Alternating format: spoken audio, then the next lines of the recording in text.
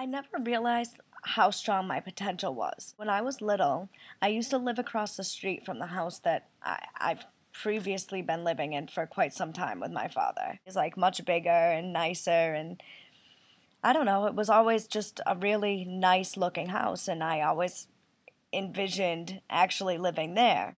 Me and my brother, on separate occasions, and never did we discuss the fact that either of us had had the same thought, but both of us at one point in time had actually visualized living in the house across the street. Because we've actually lived there for about 6 years now.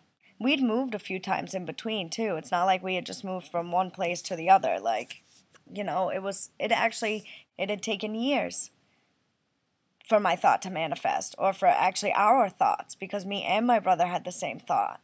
Goes to show how powerful you really are. I used to envision being in charge of a Subway when I've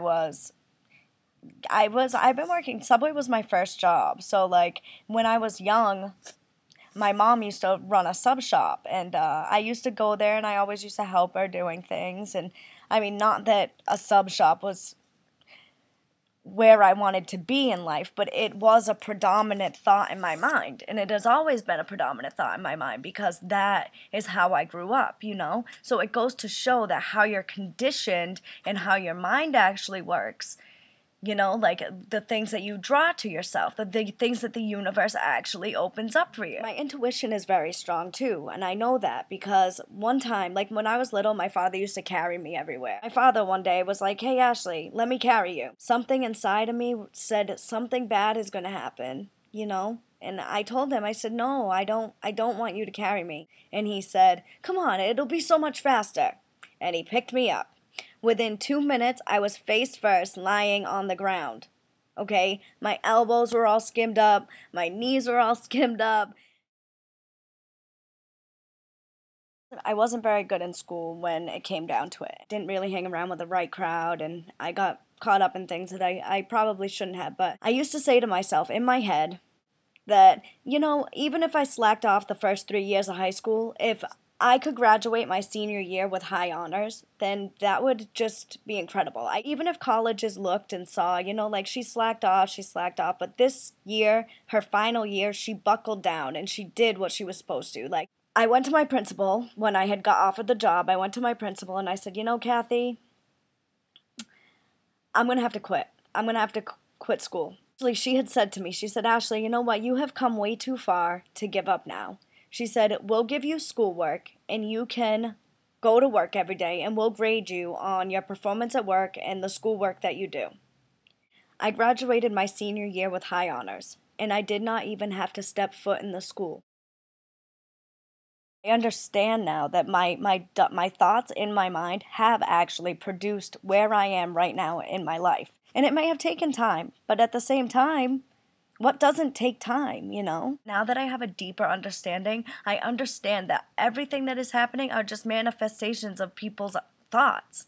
And it's pretty amazing to think about. Like, I used to feel like my life revolved around Subway and business and this and that. And, you know, I've had a deeper realization lately that my goal in life is to just help people. Even if I just listening and speaking to them, I know that I can help people. I'm very interested in how the mind works. I'm going to go for my bachelor's in behavioral science and do a partial in psychology.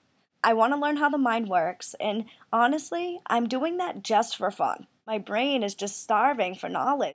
You can have anything that you desire. You just need to work for it, work hard for it, keep it in your mind.